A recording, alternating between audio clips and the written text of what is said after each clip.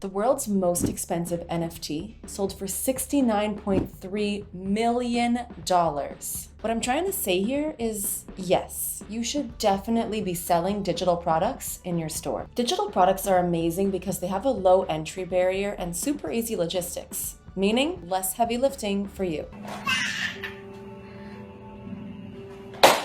Stick around and I'll explain what all of this means and how you can start selling digital products in 3 easy steps. So why digital? While physical products are definitely not going out of style anytime soon, digital products are really gaining in popularity. Check out these people who jumped on the digital clothes trend. While you can't actually wear those clothes, people are paying to digitally wear them. One of the advantages to digital products is the low entry barrier, which means it's super easy to get started. With digital products, you don't need to invest in inventory, shipping, or even a physical location. Without having a physical product to manage, the logistics becomes super easy. Many of the transactions can be fully automated, which means you get to sit back, relax, and let the store do the work for you. If you're thinking, but what is a digital product and how can I start selling it? Well, luckily, I'm here to help.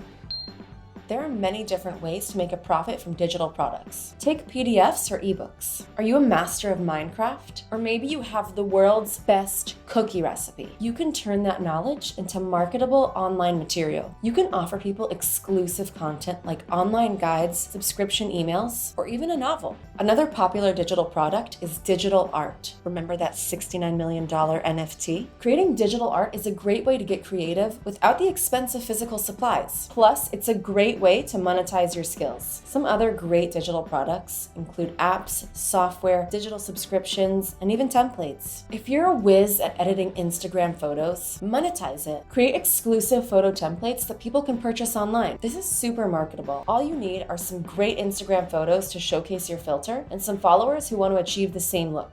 So, how to get started? The first step is to figure out what to sell. From graphic design to guitar tabs, there are a ton of really great options. The key here is to figure out what you have to offer. If you can't hold a tune, people probably won't be rushing to buy your original tracks.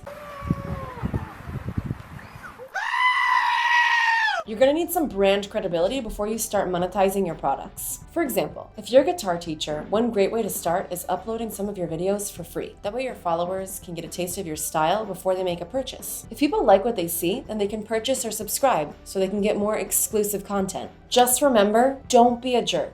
Selling other people's digital content without their consent is not only mean, it's also super illegal. The best way to make money is simply by being original. If you personally don't have the right skill set for the content that you're looking to market, you can always outsource the work by hiring people on platforms such as UpWork or Fiverr. I'll put the links below. While outsourcing can be a great solution if you don't have the time or skills to work on your product, it still can be a pretty pricey option. So you just have to figure out what works best for you. Once you've figured out what product you want to sell, the next step is setting up that digital product on Shopify.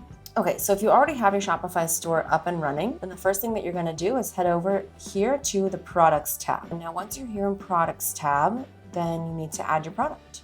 So you head over here, click on Add Product. So here you just put in the information of your product. Now the most important thing to do here is that we have to tell Shopify that we're talking about a digital product here. So you scroll down to where it says shipping. So see here where it says this is a physical product. So we have to unclick that because we definitely are not selling a physical product. Okay, so now that we've unchecked that option, you can go up here and go ahead and click Save. Next, we're going to have to install a digital product delivery app. This basically means that when your customer purchases your item, they need to get an email with the file download. Since Shopify doesn't have its own built-in system for selling digital products, you'll need a third-party program from the Shopify App Store so you can easily sell your product. So we recommend the downloadable digital assets. We're going to go ahead and put the link below. So let's say you've already downloaded that. You head over here to Apps. Click on that. Over here, you see the downloadable digital assets. Okay, so now that you're here, go ahead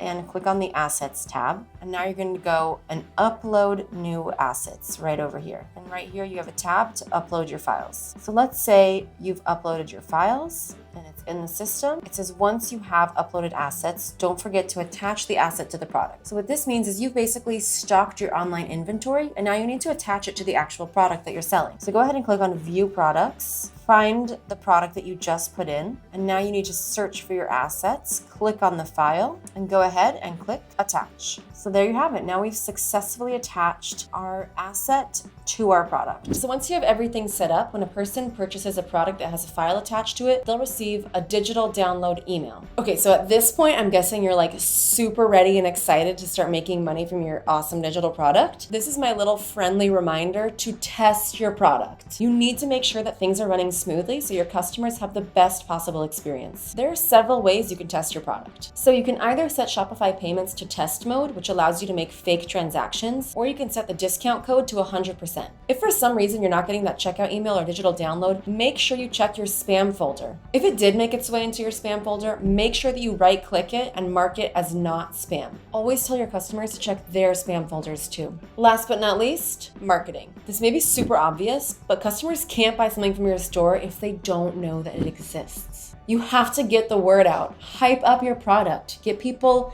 lining up to purchase what you have. So there are basically two ways you can do this, either organic or paid marketing. So let's just take a little look at both of them and then you can see what works best for you. Here's what you need to know about paid advertising. It's basically like a virtual billboard. The best place to put the billboard is in a place where you think your customers are going to be shopping. For example, if you're trying to sell recipes, a good place to advertise might be on Pinterest. It's important to figure out who exactly your target audience is so you can figure out where they spend most of their time online. The biggest advantage to paid marketing is that you're going to see results significantly faster than organic marketing, but it does come at a cost. Organic marketing is great because it's free, but it does take time. After all, Rome wasn't built in a day. Some great ways to get organic traffic can be things like starting a blog or a YouTube channel, having really active social media. You can even partner with an influencer who can showcase your product. Another great organic marketing method is to team up with a similar brand, and then you can utilize their following as well. Digital products are awesome, and it's a great way to get your foot in the e-commerce door. And who knows? Maybe you'll even sell that $1 million NFT. Stick around for more great e-commerce tips. Thanks for watching.